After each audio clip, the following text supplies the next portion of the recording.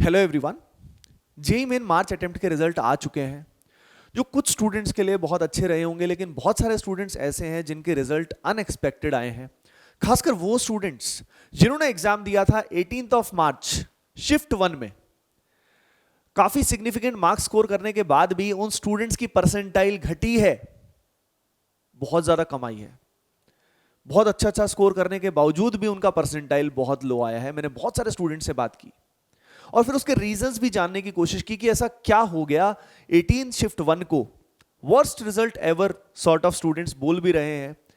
जिन जिन students के साथ ऐसा हुआ है कमेंट सेक्शन में जरूर बताएं, जो जो मेरी बात से एग्री करते हैं, बिकॉज हमने एटीपी स्टार फैमिली ने ये ऑब्जर्व किया है कि बहुत सारे स्टूडेंट्स खासकर जो 18 मार्च शिफ्ट 1 में थे उनके साथ ऐसा हुआ है।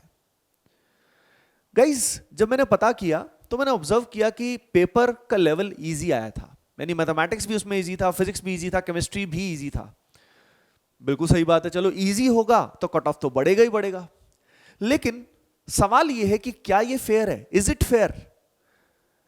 यार देखो, पेपर का जो लेवल है वो हर एक शिफ्ट के अक्रॉस लगभग सिमिलर सा होना चाहिए।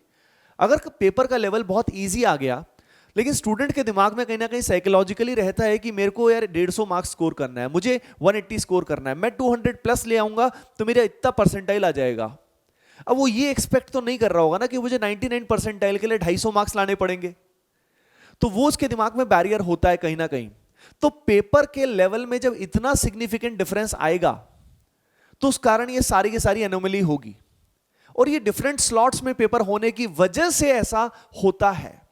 अगर एक ही दिन में एक ही एग्जाम हो तो ये इशू कभी भी नहीं आएगा। तो mathematically it might be correct, normalisation process सब it will be correct for sure. लेकिन अगर हम जेन्युइन बात करें तो हर स्लॉट में ओवरऑल पूरे सैंपल स्पेस में क्या सभी स्टूडेंट्स का लेवल प्रोपोर्शनली सेम रहता है? क्या पेपर का लेवल सभी जगह सेम रहता है? नहीं ना। इतने सारे जब वेरिएबल्स हैं, उन सारे वेरिएबल्स को एक ही कांस्टेंट लेवल पे ले आना ऑलमोस्ट इतने बड़े देश में ऑलमोस्ट इम्पॉसिबल है। तो हमारी एनटीए से रिक्वेस्ट ये रहेगी कि भाई जो भी ये मेथड है, जो भी मेथडोलॉजी है, mathematically it may be correct, लेकिन एक्चुअल में उसमें छोटे से वेरिएबल में चेंज होने से ही डेटा में बहुत एरर आ जाता है और स्टूडेंट्स के करियर के साथ खिलवाड़ हो जाता है। तो according to ATP star this is not fair at all. जो डिफिकल्टी लेवल पेपर का है उसमें इतना वेरिएशन नहीं होना चाहिए कि स्टूडेंट्स के साथ ऐसा हो कि इतना अच्छे मार्क्स लाने के बावजूद उनकी परसेंटाइल बहुत कम हो जाए। Obviously percentile is all relative, it's all relative, लेकिन आप समझ रहे हो कि कहां पे गड़बड़ हो रही है। तो सबसे इंपॉर्टेंट है वन एग्जाम वन डे अगर हो तो बात सही हो जाए। नाउ द पॉइंट इज, हम ये पास्ट को तो चेंज नहीं कर सकते, जो हो चुका है उसको बदल नहीं सकते, लेकिन फ्यूचर में हम अपनी आवाज सब जगह तक यानी एनटीए तक पहुंचा सकते हैं।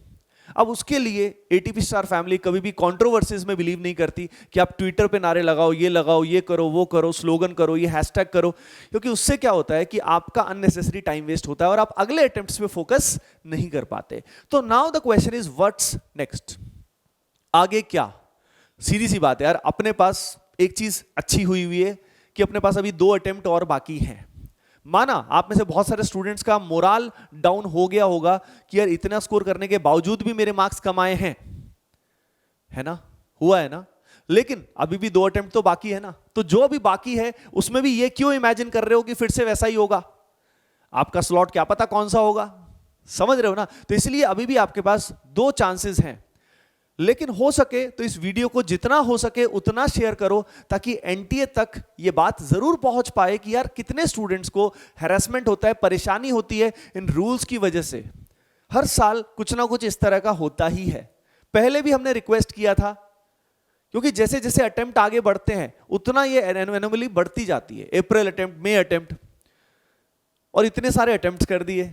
तो यार ऐसा इंफ्रास्ट्रक्चर इंडिया में क्रिएट किया जाए कि हो सके तो सिंगल डे सिंगल एग्जाम रहे, तो उससे बेस्ट, उससे फेयर कुछ भी नहीं होता है। अगर 2 चांसेस करने हैं तो फॉर एग्जांपल एक ही दिन में 2 स्लॉट्स कर दिए, मतलब 2 चांसेस कर दिए, 2 चांसेस इज फाइन, पर 1 exam 1 day is the solution for it. जैसा पहले होता था, एक ही पेपर है, सभी के लिए वही सेम पेपर है, उसका लेवल जो भी है वो सभी के लिए है, उसके 2 चांसेस कर लिए जाएं, that would be the best solution. लेकिन अब बात यह है कि वीडियो को शेयर करोगे जहां जहां जितना ज़्यादा ये जाएगा उतना एनटीए तक ये बात पहुंचेगी कि स्टूडेंट्स कैसे हैरेस होते हैं, क्यों उनके करियर पे परेशानी उन पे आ जाती है यार। बहुत दुख का समय होता है, पेरेंट्स सब लोग यार मतलब स्टूडेंट को तो सुनाते ही है ना। ओके, लेकिन अब हम क्या कर सकते हैं? देखिए, पहली चीज तो ये कि अपने को अगले जो 2 अटेम्प्ट्स हैं, जैसे कि अपना अप्रैल है और मई है, उस पर फोकस करना है, ठीक है ना। उसके अलावा जेई एडवांस की अगर आपने पहले अच्छे से तैयारी की है तो जेई एडवांस पे आप फोकस कर सकते हो। और ये दोनों अटेम्प्ट, अप्रैल और मई अटेम्प्ट्स की अगर मैं बात करूं तो इनकी तैयारी के लिए आपको अभी से लग जाना है। अगर आप अननेसेसरी टाइम वेस्ट ही करते रहोगे तो फिर आगे नहीं बढ़ोगे यार, मोरल और भी डाउन होगा। यानी सबसे अच्छा तरीका इस समय नेगेटिविटी से दूर करने का वो है एक्शन लेना। माना पढ़ाई में शुरू में मन नहीं लग रहा होगा, पर कुछ भी करो, पढ़ाई शुरू करो। ओके गाइस, ठीक है ना। और आप सभी को एटीपी स्टार का जो ये आरबीसी 3.0 बैच है, ये बहुत हेल्प कर सकता है। एक जेन्युइन सजेशन है, तो आप इस बैच में एनरोल कर सकते हो। क्लासेस जस्ट स्टार्ट हुई हैं, इससे आपकी परसेंटाइल सिग्निफिकेंटली बूस्ट हो सकती है अगर आप सारे बैच के सारे लेक्चर्स, मटेरियल सब प्रॉपर सॉल्व करो तो। Okay guys, so don't worry at all, ATP star team is with all of you. And इस वीडियो को सब जगह जरूर शेयर करें, जहां तक शेयर होगा वहां पे एनटीओ को पता लगेगा कि भाई कहीं तो गलती है, कहीं तो सुने हमारी। बाकी आप अपना काम करते रहिए, क्योंकि आपके साथ और भी स्टूडेंट्स थे जो 18 शिफ्ट 1 में जिन्होंने एग्जाम दिया। Okay guys, so don't worry, take care and love you all.